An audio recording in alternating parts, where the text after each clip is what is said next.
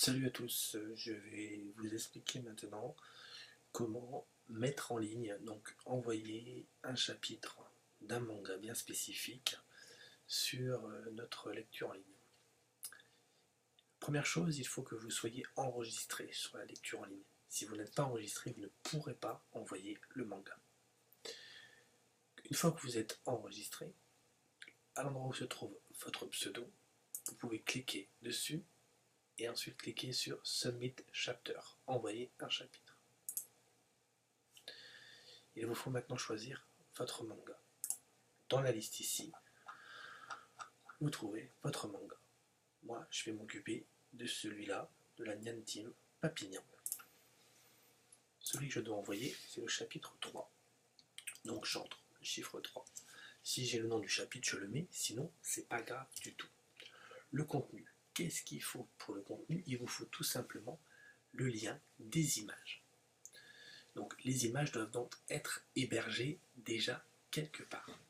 Alors soit vous les mettez dans une Dropbox, un Google Drive ou sur un serveur FTP quelconque, peu importe, puisque une fois que vous aurez envoyé, dans la demi-heure qui suit, nous allons récupérer les liens, enfin les images grâce aux liens que vous aurez mis. Donc peu de temps après, le lendemain, vous pouvez supprimer le manga à l'endroit où vous l'avez mis. Si vous n'avez pas beaucoup de place sur votre Dropbox par exemple, vous pouvez le supprimer, il n'y a pas de souci. Donc moi je vais aller récupérer les liens de Papignon, le chapitre 3. Donc j'ai des liens. Alors quand ils sont hébergés sur un FTP, grâce à une petite extension, en un clic je récupère tous les liens, mais sinon sur Dropbox c'est pareil, vous pouvez récupérer les liens de toutes les images qui se trouvent dans un dossier, il n'y a pas de souci. Je colle donc les liens tels quels, donc pas d'espace, pas de virgule, etc. Et surtout rangés dans l'ordre, ça c'est très important. Je choisis ici dans la liste la team de Scantrad, moi c'est la dernière, la Nyan Team, et je valide. C'est aussi simple que ça.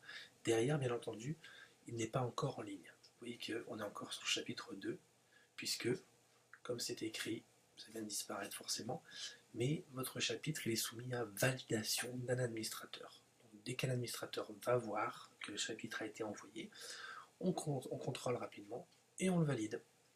Une fois qu'il est validé, donc les liens des images, on récupère les images grâce aux liens que vous avez mis, et vous pouvez ensuite les supprimer puisque nous les aurons téléchargés. Donc c'est la méthode la plus pratique pour envoyer un manga et pour être sûr qu'il soit mis en ligne très rapidement. Voilà, en espérant que j'aurai été assez clair. Si vous avez des questions, vous n'hésitez pas. Ciao!